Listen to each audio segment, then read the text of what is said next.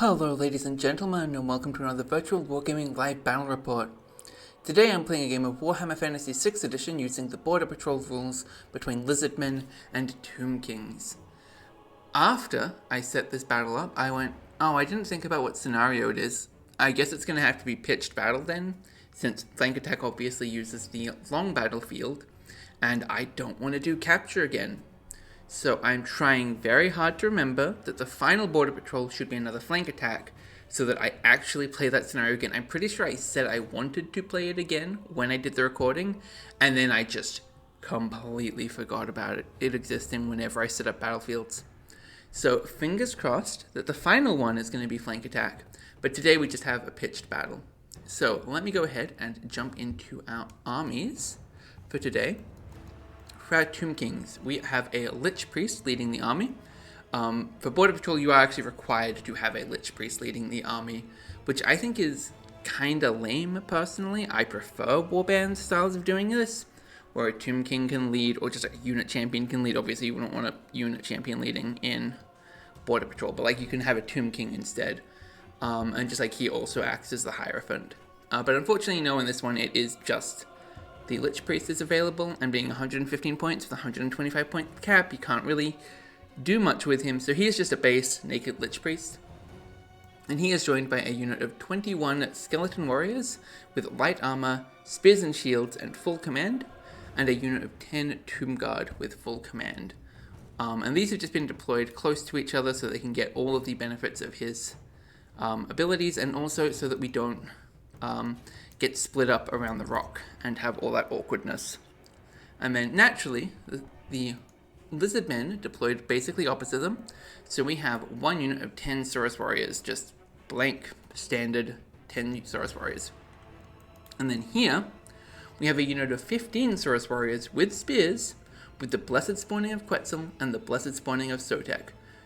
Blessed Spawning of Quetzal I put on a lot of things, it's just +1 to the armor save.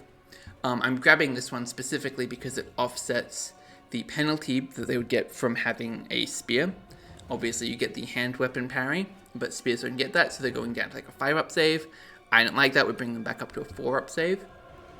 And the Blessed Spawning of Sotek, on the turn that it charges, the models in the unit get +1 attack. So basically, we're making up for the spears not being able to attack by attacking with an extra rank. Then, leading the army, we have a Saurus Scar Veteran, and he has the Charm of the Jaguar Warrior, as well as a shield and light armor. And for once, there is no spawnings on him or anything, he's just bog standard, one magic item, and let's go. The Charm of the Jaguar Warrior gives him a 9-inch movement though, so he is going to be zooming around the battlefield, going wherever he pleases, and that is probably straight at the Lich Priest to try and snipe him. So I'm expecting a kind of short game today, but we shall see what the guys have in store for us. So I've already rolled the first turn and everything, and the Lizardmen get the first turn, so let's get started. Alright, so we're going to do the obvious stuff first, which is we're going to march these Saurus Warriors 8 inches forward, take to the hill.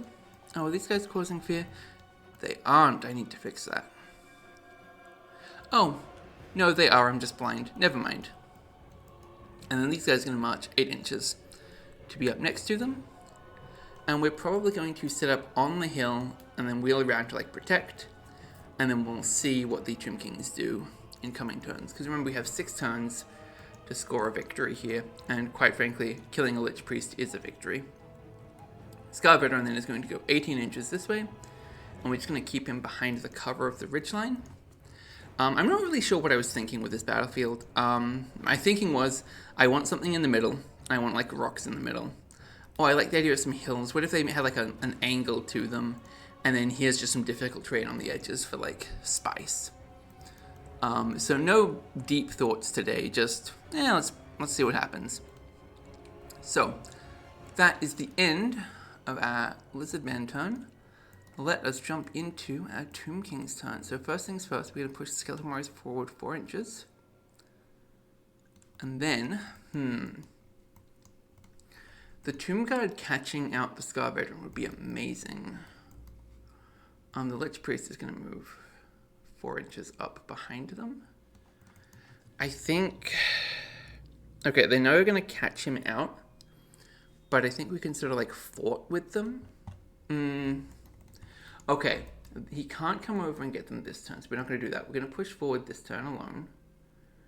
And then in the next turn, we're going to like start building a fort basically with them.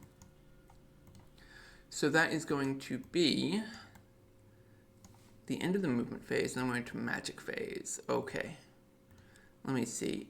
Incantation of Vengeance since 18 inches of distance. We have covered 8 inches and 4 inches, but we were about 5-ish inches back, so covered 7. I think it's in range. I'm going to attempt to Incantation of Vengeance on this unit of Saurus Warriors. So let's find out if we're in range. Barely. Wow, okay. And this is going to be the power level. And the Saurus attempt to Yep, alright, Lizardmen have successfully dispelled that one. I wanted, when I was first thinking about doing this project, I wanted to test out a bunch of house rules, one of which would have been to reduce the amount of dispel dice, or rather, you don't get any dispel dice if you don't have a wizard, to just sort of make, like, bringing one wizard viable. Because right now, if you bring, like, a single level 1 wizard, it's like, okay, I can throw 2 dice at one spell, and you get 2 dice to counter it, and it's just sort of, like, an even playing field. Whereas if you don't have a wizard, so you can't dispel, you have a significantly harder time dealing with that. And I think that'd be really interesting, just to like see how it happens. So we're going to go ahead and we're going to do exactly what I was planning to do, or what I said I was planning to do. Also, I apologize for the abrupt tangents today. What was I saying? So yes, I was going to do the magic thing, and then I just sort of decided, once I had the plan of like how many battles, the very type I wanted to do, I went, I don't want to waste any of those on homebrew. I feel like you don't want your faction's one battle to be like, oh yeah, sorry guys, I was gonna play this game normally, but I decided I want to test out some homebrew rules, so like, tough, you get to deal with not the things that you wanted. So yeah, that's just sort of like where I was feeling about that. Which is why they're waiting until next month. So I'm going to turn the Tomb Guard around, move them 3 inches down. I apologize that I've been just sort of blazing through this game without telling you what's going on, because I've been rambling about this. So obviously, I executed the Saurus Warriors arc like I intended. And then the Scar Veteran got around behind, so now we're trying to protect our Lich Priest at all costs from him getting in there. So now we're going to... Okay. Incantation of Urgency. Units move like movement phase and can charge. I'm pretty sure this is 8 inches, so we could make this charge. We could theoretically make this charge too, though. Which one do I like more? I think I like this one more, because if I break them, they just go straight off. Yeah, let's do that. Okay, so Incantation of Urgency on the skeletons. That's an 8, and it is not dispelled, so we are going to attempt to charge this unit. Are we in range? So we are 5 inches away. So the question then is, what does a wheel produce? And it is 2.4. 2.4, and then we can go like 5.6, yep, perfect, we're just barely in range. So this means that they have to make a leadership test. And they have passed, yep, they're totally fine. So now we maximize in, and voila. This does sort of leave the Lich Priest exposed to the Saurus Warriors running down, but like, we'll work it out. We can make it work. Okay, so let us get to combat phase. So this is 5 skeletons. We have a unit champion in there though. So 6 skeletons hit on 4s, wound on 5s. This is 6 of armor save with shields and hand weapons, so 4s to save. 1 dead Saurus Warrior. And the Saurus Warriors make 8 attacks back, hit on 3s, wound on 3s, save on... These guys have light armor and shields. Wait, they also have spears, don't they? Whoops. Yes, they do. Do I want to use... I don't think I do. I just want to win this single combat. If we're in here for 2 turns, that's a problem. But do I care that much? It's not like... No, I'm gonna... Okay, no, if we're in here for two, if we don't win this combat, the other sorcerers can just charge us in the flank. So yeah, so we're going to be using hand weapons. That's going to be 5s to save, and 3 dead skeletons. That is unfortunate, but we might still pull it through. So combat resolution.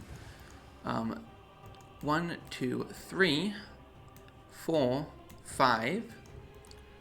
Back down to 4 because these guys have a rank. 4, 3, 2, 1, 2. They have won this combat, so these guys are fleeing.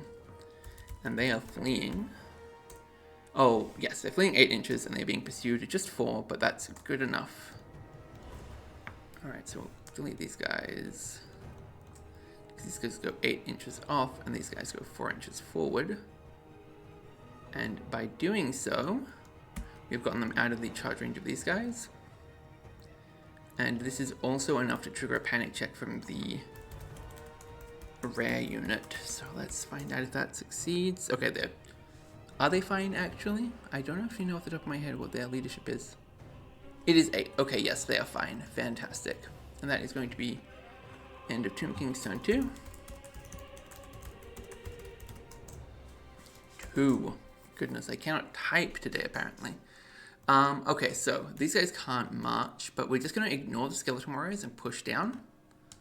So 4 inches down. And the reason we're ignoring them is because these guys have to turn around and move, and then we can reform to face them. And we just have options, basically. So once again, we're just going to get around.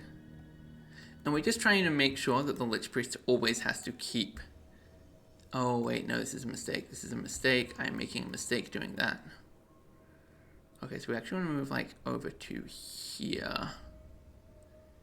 Yeah, like so. Okay, so the mistake I just realized what I was doing was the Tomb Guard could turn around, move, and then the Lich Priest could Incantation of Urgency them into the Scar Veteran. From here, the Scar Veteran is safe from that. Oh, I just realized another problem. Oh well. You make mistakes, and hopefully you learn from them. So, that is the end of that turn. These guys are going to about face.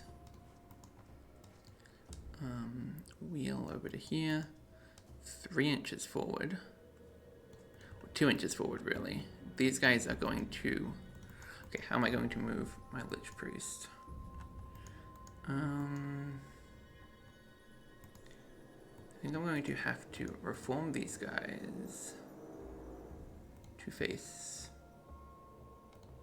Oh, wait, hang on. If I turn them just around, right? And then... If I just turn them around, they can go 3 inches this way. Okay, so I think what I can do is I can go this guy, like, over to here. No, I don't like that. I don't like that. It's not playing to what I want to do. We do this. This is what we do. So I've established in my last game that they can double move. So I'm going to double move him this way. Then we're going to wheel these guys around just like that. Because I'm not worried about this guy getting on the flank, because even if he can't be hit by all of them, he still, like, loses to combat resolution innately. And then we're fine.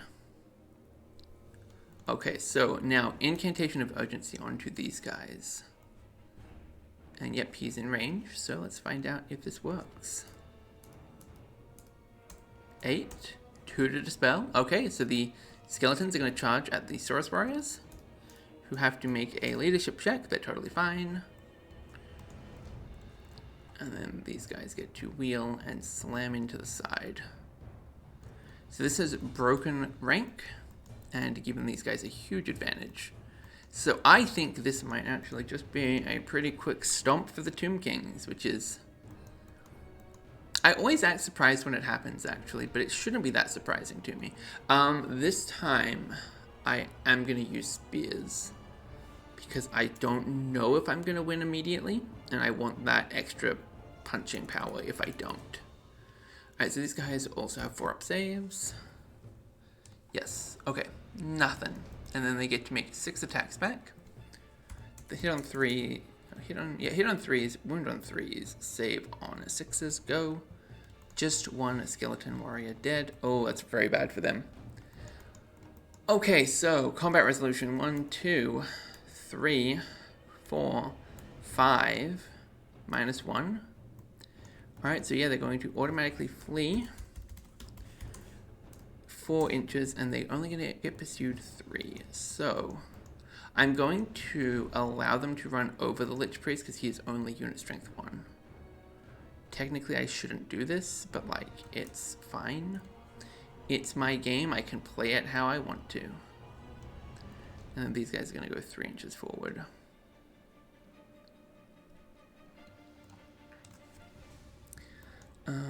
Okay, so we're going to do like that, and I'll just bump the Lich Priest back a little bit.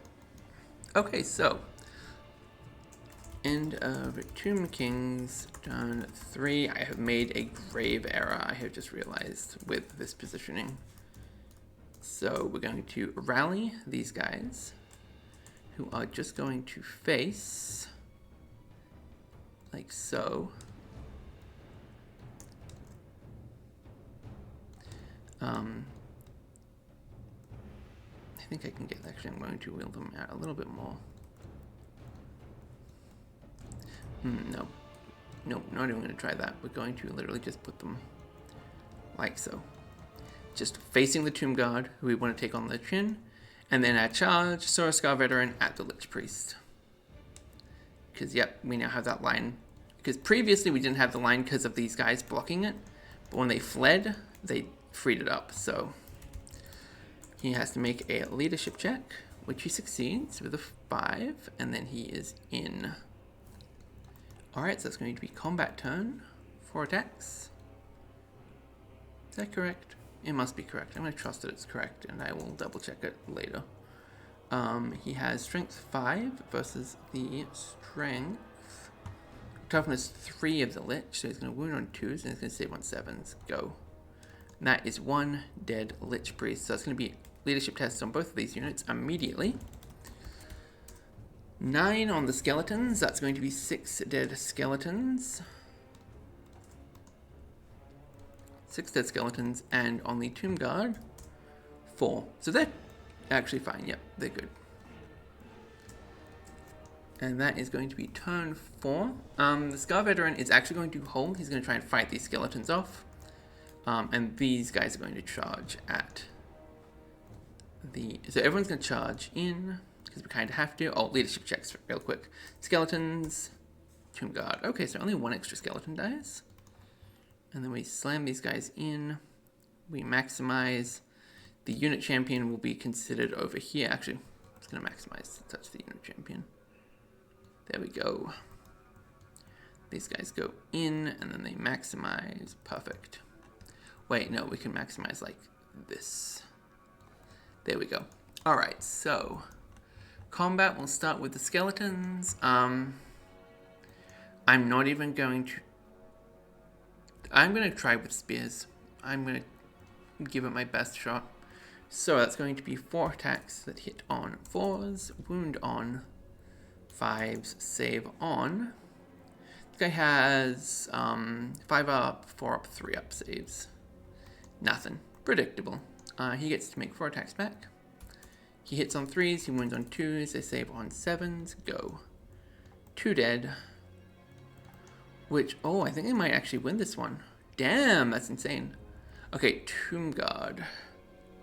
6 attack. Oh, these guys have killing blow, don't they? Alright, so 6 attacks that I have to roll independently.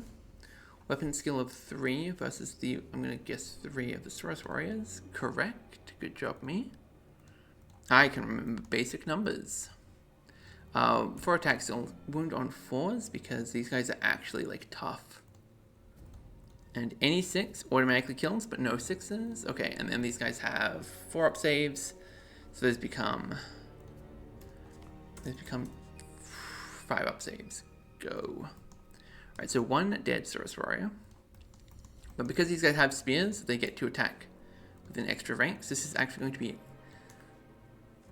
13 attacks that hit on 4s, that wound on 4s, and that will save on, I'm fairly certain the Tomb Kings are light armor, hand weapon, shields, so 4 ups, 5 ups. Go. 2 dead Tomb Kings. Alright, combat resolution. We'll start here. 1 extra rank. They outnumber, so that's 2 point, up 2. Banner, up 1. 1 extra kill, so up 2. That's going to be 2 dead Tomb Guard. Combat resolution over here. Ranks, outnumber, standard, that's 3 points. The Skeleton Warriors, only 2 of them fell, so they actually win by 1, which sends the Scar Veteran fleeing. Now, because he has a very high movement, he goes 3d6. And these guys only pursue 2d6, which is not even enough to catch him, because what's going to happen then is he's going to go straight over the unit, bounce out the other side, and these guys are going to slam into the flank, where they will immediately break ranks. And this is now the Lizardman turn. So that was end of Tomb King's turn 4. Is that right? Yep.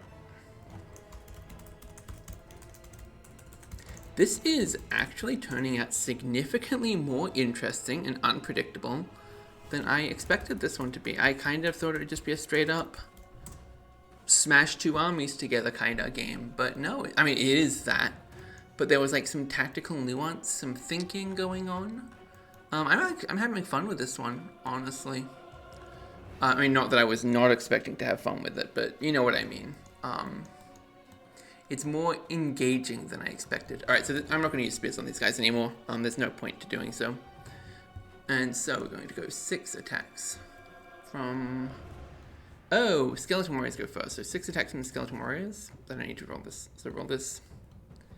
Hit on 4s, win on 5s, save on 4s. Go. Nothing. Sag.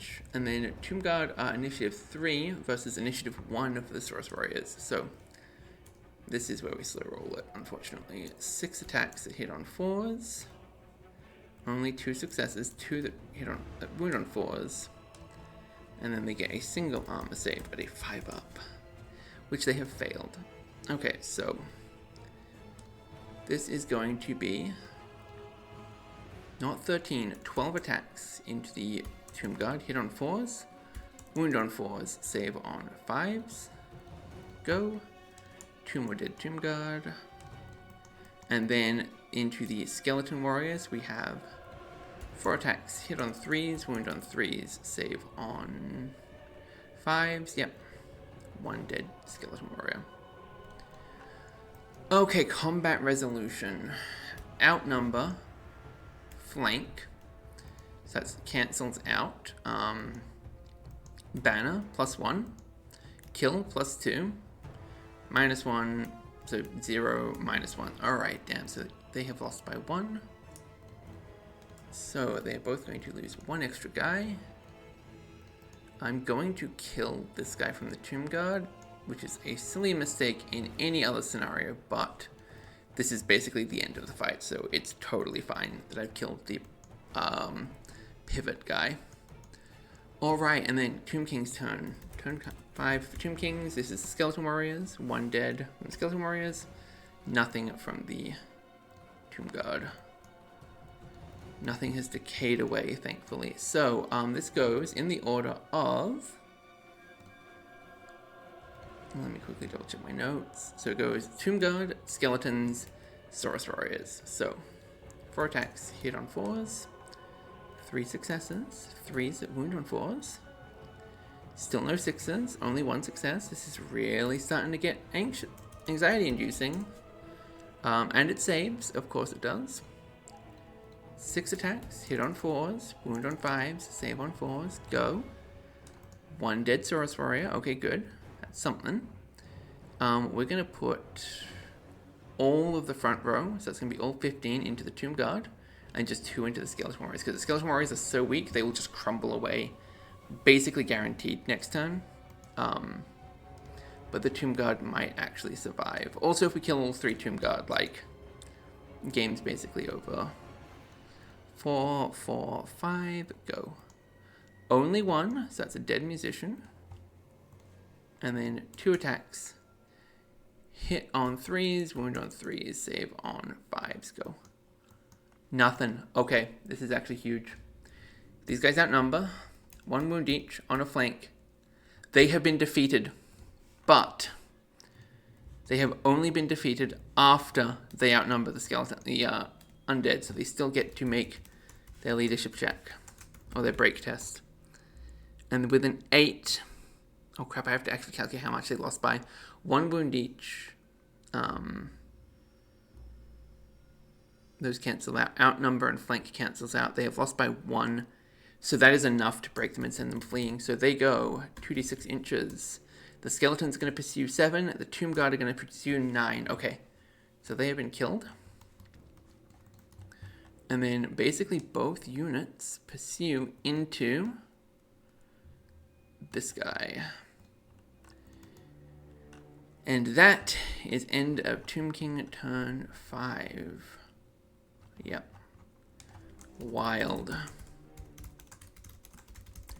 This is coming down to the wire. So this is the final Lizardmen turn. And I think once again the same theory applies. We just hit the tomb guard really hard and then hope that these skeleton warriors don't do anything. So 4 attacks. Hit on 3s, wound on 3s, save on 6s. Go. Yep, right. Tomb guard are dead. And then we have 4 skeletons attacking.